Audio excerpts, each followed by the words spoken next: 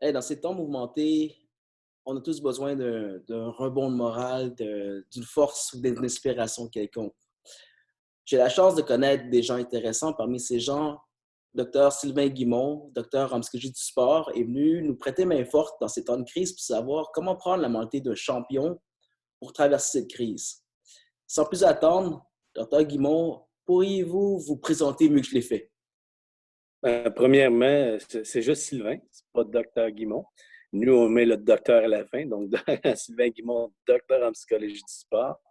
Ma première formation, c'est en biomécanique, en éducation physique à l'Université McGill et aux États-Unis. Et j'ai créé un logiciel d'analyse de la posture qui aide des gens, surtout des athlètes de haut niveau, à mieux performer ou à traiter des problèmes qu'ils ont là, au niveau des maux de dos.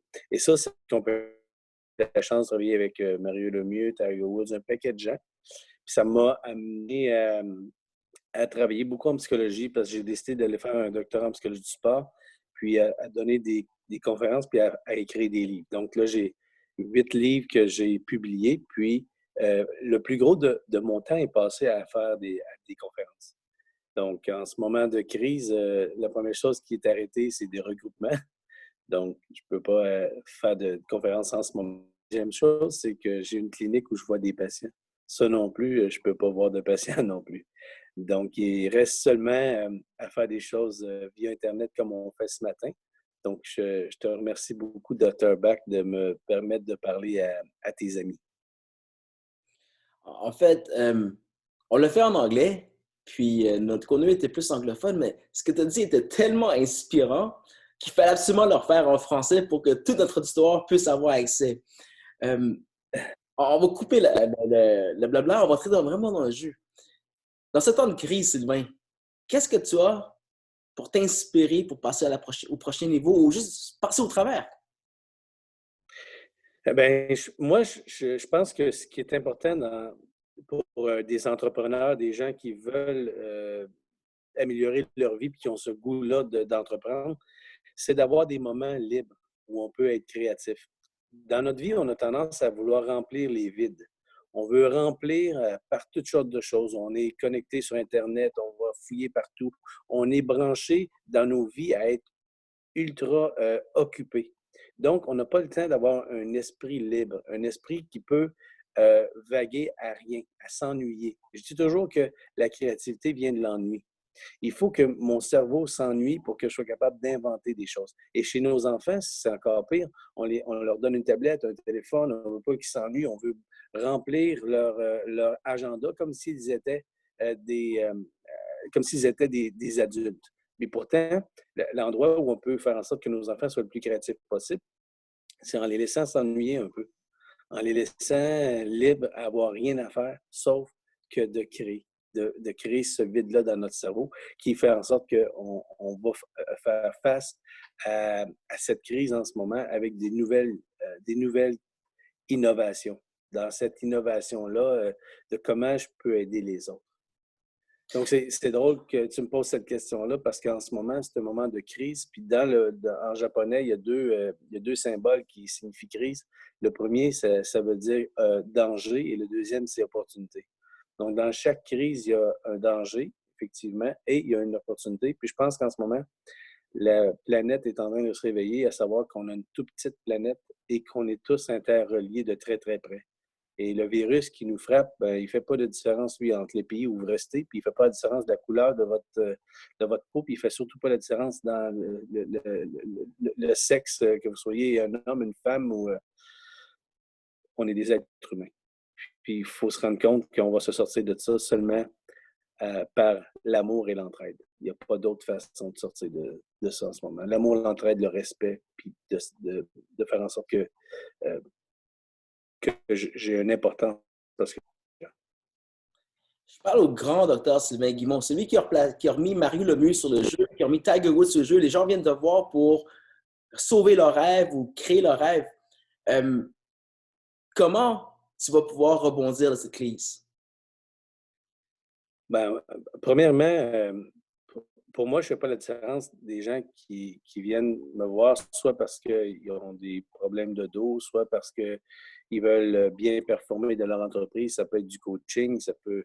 je ne fais pas de différence entre les gens que je coach, peu importe ce qu'ils font dans la vie.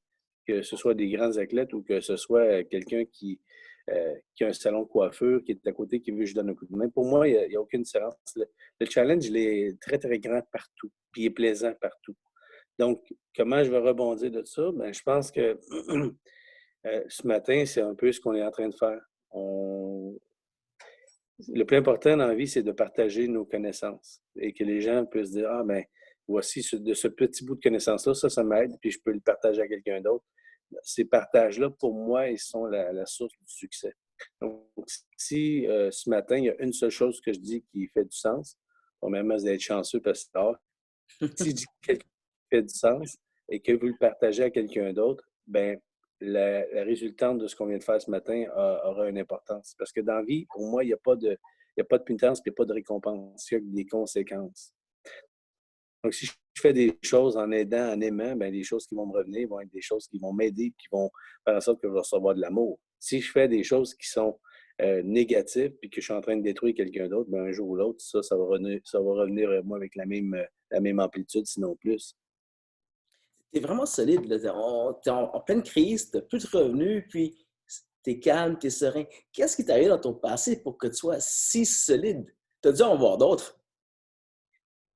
Moi, j'ai une famille de 8. Je suis le dernier de 8 enfants. Mes parents n'étaient pas très riches, mais j'ai été élevé dans de l'amour incroyable. Et on dit Roméo et Juliette, c'est un peu une erreur, ça devrait être Émilien et Fleurette. Euh, Mes parents étaient très, très amoureux, puis on n'a pas été élevés dans l'argent. Puis j'ai su que ce qui me nourrissait le plus, c'était plus de l'amour que de l'argent. Fait que si demain matin, j'avais plus d'argent, ben je serais bien triste, mais pourvu que j'ai des gens autour que je peux aimer, que je peux. Le reste, c'est un peu ciblé, it's a nice to have, mais c'est pas une obligation. C'est juste inquiétant en ce moment. Inquiétant parce que il y a des emplois qui tombent, il y a des gens qui ont de la difficulté à nourrir leur famille. Moi, je ne suis pas dans cet état-là. Là. Je suis correct. Je ne sais pas pour combien de temps, mais je suis sûr que si j'ai besoin, tu vas sûrement me nourrir, Dr. Bach. Tu es tellement gentil. Fait que j'irai chez toi si j'ai besoin de, de, de ça. Mais pour le moment, non, je ne suis pas si calme que ça. C'est effrayant ce qui nous arrive, mais ça ne sert à rien de rester dans un état où on est victime. Il faut prendre ça et dire, OK, qu'est-ce qu'il y a à apprendre de ça? Quelle est la leçon que je peux en tirer? Puis comment je peux grandir à travers cette épreuve-là? Si tout le monde fait ça, ben c'est sûr que notre vie va peut-être être différente, l'économie peut-être, mais on en a connu d'autres. Puis la seule façon de sortir de ça, c'est à travers l'entraide. Si cette crise-là peut amener les gens à être conscients qu'on est tous très connectés ensemble, ça va aider. On va s'en sortir. Ben, par le respect, l'entraide et l'amour. Notre dernière entrevue, on l'avait fait, puis tu me parlais un peu que le 11 septembre, ta destinée était dans les tours. Oui. Puis je suis un gars qui aime beaucoup parler, puis j'avais plus de mots. Il faut vraiment que tu me contes l'histoire, là. Ben, le 11 septembre, moi, avec Biotonix, mon entreprise, on fait des analyses de la biomécanique des gens. Puis la NFL, la NBA, Major League Baseball, m'engage pour faire ces tests-là. Et j'étais le 10 septembre avec les Hurricanes de Caroline. Ensuite, le 11, je faisais les Rangers de New York. Donc, je suis arrivé à New York le 10 septembre, où la ville est c'est la ville la plus anonyme qu'on peut avoir à New York. Il y a plein de gens, mais personne ne se parle. Donc, je suis arrivé là, tout le monde fait ses propres affaires, même si il y a des millions de gens autour de toi, tu te sens vraiment seul. Et le soir, je reçois un message en disant qu'on a changé d'hôtel de place parce qu'il y a trop de joueurs à faire l'évaluation. On va faire ça au Madison Square Garden. Donc, mon hôtel était en face du Madison Square Garden, mais a priori, mon hôtel, c'était à côté des tours, dans un centre là-bas. Il y avait un centre avec un hôtel. Et le lendemain, à 8h45, les lumières s'éteignent et on nous dit qu'il y a un avion qui a frappé une des tours. On regarde à la télé immédiatement, on voit le deuxième avion. Donc, à ce moment-là, on demande aux gens qui ont une formation de premiers soins de se rendre vers le centre-ville. Donc, je suis allé vers le centre-ville aider des gens. Et c'était seulement 8 heures le soir avant que je puisse dire que j'étais correct. Donc, pendant 12 heures, j'ai eu zéro accès à ma famille. Leur dire à ceux que j'aime que j'étais correct. Fait que pour eux, ils voyaient dans mon agenda que j'étais dans les tours. Donc, croyant que peut-être je pouvais être décédé dans les tours. Dans les tours. Mais mon point que je voulais faire là-dessus, c'est que le 11 septembre, c'était une crise. Tout le monde se souvient que vous étiez le 11 septembre 2001. Moi aussi, j'étais là-bas. J'étais pris exactement là. Ça a pris beaucoup de temps avant que je puisse revenir. C'est toute une histoire juste de sortir de la ville de New York quand c'est arrivé. Ça m'a pris 3 jours pour trouver le moyen de revenir chez moi. Mais ce que je peux dire, c'est que le 12 septembre, en fait, le 10 septembre, c'est une ville anonyme. Personne ne se parlait. Le 11 septembre, aussitôt que les tours ont été frappés, tout le monde dans la rue s'entraidait. New York était devenue une ville amicale. Et le 12, c'était une ville qui était paisible. Il n'y avait pas beaucoup de gens dans les rues, mais tout le monde qu'on voyait se saluait, s'entraidait, traversait la rue en aidant quelqu'un d'autre. C'était devenu une ville où il y avait beaucoup d'amour, puis beaucoup de respect, beaucoup d'entraide. Dans une crise comme on vit en ce moment, je souhaite qu'on va vivre un peu la journée du 12 septembre qui est arrivée à New York, où les gens par la suite se sont entraidés. Donc aujourd'hui, et plus que jamais, il y a des gens qui vont être dans le besoin.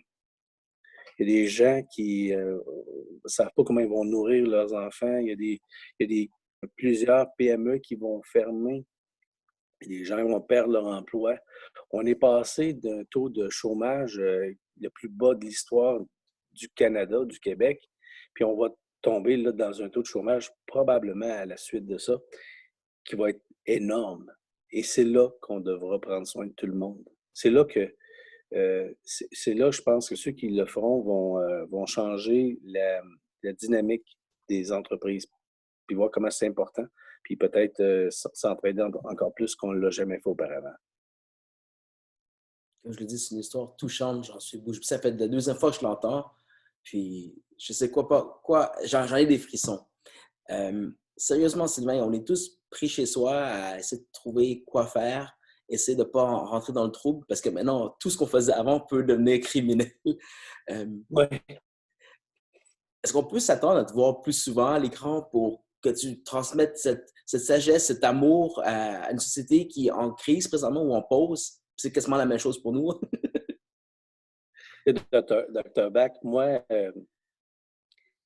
même si je fais beaucoup de conférences, même si je parle beaucoup, euh, je reste quand même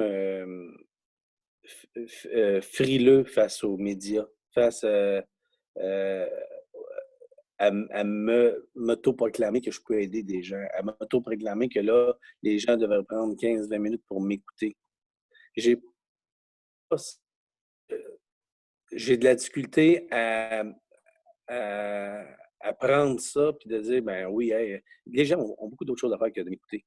Beaucoup d'autres choses. Mais si ça peut aider des gens, si le message peut aider, tant mieux. Mais pour moi, c'est toujours difficile. Je ne suis pas quelqu'un qui a un gros réseau sur Facebook. Je suis pas.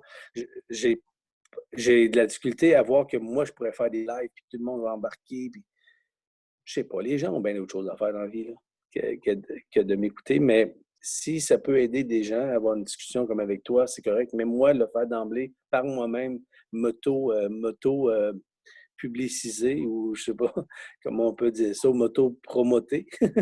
On va laisser les gens parler. Regardez, si vous avez trouvé de l'inspiration aujourd'hui en l'histoire de Sylvain Guimond, partagez-la. Partagez-la et puis c'est une façon de lui dire il faut prendre plus de temps de revenir à l'écran parce que c'est des histoires comme ça qu'on a besoin d'entendre, surtout dans les temps de crise, surtout lorsqu'on on cherche à se redéfinir. Et autant en anglais qu'en français, à chaque fois, tu arrives à me surprendre avec quelque chose de nouveau. J'ai passé mes journées dernièrement à interviewer des gens. Et donc, chaque personne que j'ai interviewée était unique, apportait un point de vue différent. Chaque personne apportait juste un brin d'amour de plus, Mm. un brin de conscience de plus à ce qu'on doit être. Et on a besoin de gens comme toi, Sylvain. Dans ces temps de crise, on a absolument besoin d'entendre ces beaux messages. Surtout que tu n'inventes pas des histoires. Tu as vécu des choses. Ouais. Ça t'a Mais inspiré à... c'est très drôle parce que les gens m'engagent comme conférencier. Ils s'attendent à avoir quelqu'un de sérieux, mais moi, mon nom de famille, c'est Guimond. Et c'est vraiment entre presque un show d'humour. Donc, j'ai rien de sérieux vraiment dans ma façon de voir les choses. Quand je dis aux gens en conférence que notre vie, elle n'est faite que de temps, puis que la vie, c'est comme aller manger chez ta belle-mère. Il faut que tu sois allé manger chez ta belle-mère une couple de fois dans ta vie pour savoir comment la bouffe chez ta mère est bonne. Donc, les moments difficiles de notre vie, c'est comme manger chez la belle-mère. Les moments, un comfort food, quelque chose qui te réconforte. Puis, je dis souvent que la vie n'est faite que de temps. Notre temps, il s'écoule du moment de notre naissance à la mort. Pour moi, ça me fait penser à un rouleau de papier de toilette. Au début, tu en as beaucoup, tu t'en soucies pas trop, mais à la fin, tu vois que ton rouleau de papier de toilette, il achève. Puis tu vois qu'il déroule de plus en plus vite. Notre vie est faite pareil. C'est au début de notre vie, on s'en soucie pas trop de notre temps, mais quand on arrive à un certain âge, on se rend compte comment on n'a plus de temps à perdre. On veut profiter pleinement de la vie, de nos rêves, de ce qu'on veut faire. Puis en ce moment, ça me fait rire parce que moi, quand j'ai vu des gens aller chercher des rouleaux de papier de toilette, je me suis dit, waouh, ils s'en vont chercher du temps. Du temps comme dans la vie. Puis c'est comme ils ont pensé à plus ce qui est important de nettoyer leur derrière que de ce qu'ils vont entrer avant que ça sorte par le derrière. Puis c'est très drôle parce que euh, en ce moment, dans des temps de crise, c'est là qu'on reconnaît les personnes, qui ils sont vraiment et de quoi ils sont faits. Et amener des gens qui étaient dans l'ombre, mais qui ont un message important d'amour, de respect. Parce que si ce qu'on vit en ce moment, c'est simple, si on redonnait la même chose à tout le monde, la chance d'avoir un endroit avec de l'eau saine, de l'eau potable, si chaque personne sur la planète avait de, vraiment de cette insalubrité-là qui existe à trop d'endroits, fait en sorte que ça développe justement ces genres de virus-là qui peuvent être dangereux pour l'être humain. Mais si l'être humain veut être en mesure de combattre ça, il va devoir faire en sorte que tous les êtres humains aient un endroit décent pour vivre, où moins de virus qui vont se développer parce qu'ils sont dans un endroit où c'est pas dangereux pour leur vie à eux. Puis ensuite, ben, c'est toute l'humanité qui va en dépendre. Mais ça commence par là, ça commence par aider des gens qui sont dans le besoin, puis qu'on répartit un peu plus la richesse normalement. On, la, pour moi, l'argent, elle n'a pas de couleur, elle n'a pas de saveur. Ça dépend de ce que tu en fais. Dans la vie, il n'y a pas de récompense, puis il n'y a pas de pénitence, il y a que des conséquences. Puis quand, avec l'argent, c'est la même chose, si j'aide d'autres personnes, l'argent, tant mieux si les gens peuvent avoir beaucoup d'argent pour aider des personnes, parce que c'est à ça que ça sert. Ça sert à être redistribué, à être aidé, puis à faire le bien autour de soi. Donc, j'espère vraiment, honnêtement, que tout reparte, puis j'espère que je vais pouvoir partir des fondations pour aider des gens. Ça serait mon plus grand rêve. Vous avez vu comment Sylvain fonctionne? Il fallait juste lui dire qu'est-ce que tu as à dire, il va s'ouvrir. Dites-lui que vous avez besoin de l'écouter, dites-lui que vous avez besoin qu'il revienne avec d'autres histoires, d'autres jokes. Mais rire, je pense, ça prend une façon de s'ouvrir, puis après ça, c'est là que le message passe. Sylvain, Pas il me très reste. Facebook. Sur Facebook, je vois pas ce qui se passe tout, mais si les gens veulent voir sylvainguimont.com, puis mon courriel, c'est sylvainguimont.com. Mon numéro de cellulaire, c'est 514-915-5183. Appelez-moi. J'ai beaucoup de temps. Ah, il me l'a jamais donné ce cellulaire. Hein? Ça m'a pris du temps pour en avoir. Sylvain, s'il y aurait un mot de la fin, finir sur un message d'espoir, parce que je pense que ce matin, c'est dimanche matin, à 9 h, on a pris le temps de dire hey, comment ça va? Puis, je suis sûr que ça va faire rire beaucoup de gens aujourd'hui, ça devrait inspirer les gens. Ce serait quoi un mot de la fin sur l'espoir que tu aimerais leur laisser? Mais c'est un beau moment. On est sur pause en ce moment. C'est le moment de dire aux gens qui sont importants pour nous, ceux autour de soi proches. Et le message d'espoir, c'est de dire que dans chacune des crises, on va reconnaître le bon de l'être humain. Puis la majorité des gens sur la planète, c'est tout du bon monde ou presque. Donc, si tout le monde, on se donne la main, si on s'entraide, si les pays arrêtent de se chicaner, si on arrête de regarder les différentes couleurs de notre peau, de tout ce qui nous différencie, parce que pour moi, la puissance de la différence, c'est un livre que je suis en train d'écrire en ce moment. Ça s'appelle La puissance des différences individuelles, générationnelles, sexuelles, universelles, culturelles et cultuelles. Mais qu'en bout de ligne, la différence universelle, c'est qu'on est tous pareils. Il n'y en a pas de différence. Donc, qu'on arrête de dire les autres, nous autres, c'est on, c'est nous maintenant. C'est tout le monde. La planète est petite. Si on ne s'entraide pas, bon, on va tous mourir comme des imbéciles. C'est Martin Luther King qui le dit, ça. Puis ce message-là, il reste vrai aujourd'hui, encore plus que jamais. Donc, qu'on prenne cette crise-là, puis qu'on se dit comment on peut sortir de ça maintenant, tout le monde ensemble, puis s'entraider encore plus, puis arrêter d'aller chercher ce qu'on peut avoir de maximum soi-même, que ce qu'on a, bien, qu'on le partage, qu'on aide le plus de gens possible. À se demander chaque fois quand je me lève comment je peux être le meilleur coéquipier pour tous les autres coéquipiers de la planète Terre. C'est ça le but. C'est une équipe. On est une équipe. Et chaque leader dans une équipe doit se demander une question. Comment je peux être le meilleur joueur d'équipe ici? Puis si chacun fait ça en se levant demain matin, comment je peux, moi, aider le plus grand nombre de gens possible? On va avoir sorti de ça, grandi de cette crise-là en ce moment. En fait, on avait plus de temps, mais je tenais vraiment à le dire. Sylvain, on est à l'écran, puis on va se forcer la main tous les deux. Tu me dis que tu veux changer le monde, tu dis que tu fais une fondation, puis avec tous les idoles sportives que tu as traitées, puis je suis sûr que tu restes en contact, le message que tu fais, retrouve-les-moi, on va les mettre dans un zapper à conférence peut-être à 2, 3, on passe le message de dire hey, le 9-1, c'est là que les gens ont commencé à se parler. Là, on a un 9-1 mondial, il ne faudrait plus revenir en arrière. Je suis pas mal sûr que 3-4 coups de téléphone vont faire en sorte que la planète va vraiment changer parce que tu m'as inspiré aujourd'hui. Je suis sûr que tu as inspiré le gros des gens qui me regardent. Si mon audience s'est explosée aujourd'hui, c'est grâce à toi.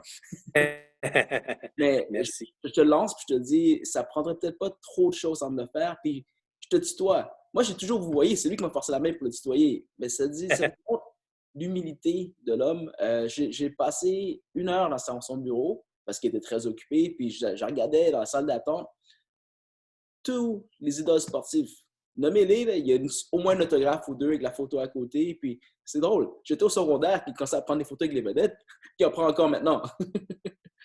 Mais honnêtement, j'ai jamais vraiment pris de photos. Tout ça, c'est des gens, tout ce que j'ai reçu d'eux, mais c'est pas vraiment important. Moi, il y a quelqu'un qui a marqué ma vie récemment, puis c'est un itinérant à Montréal, sur lequel je suis arrêté, puis c'était un soir, je venais d'enregistrer avec RDS. Je me suis assis à côté de lui au banc, puis j'ai voulu lui donner de l'argent, puis il m'a dit « Non, c'est pas nécessaire. » Puis je me dis « T'en as pas besoin? » Il dit « Non, c'est pas nécessaire. » Sa façon de me le dire, c'est en voulant dire j'ai plus besoin de ça. Je suis rendu à un moment où il voulait probablement. C'était comme, c'est plus maintenant l'argent pour faire la différence. Et je lui ai dit, en fait, quand je te donne des sous, c'est pas pour toi, c'est pour moi. Et en ce moment, le contraire de l'amour, c'est pas la haine.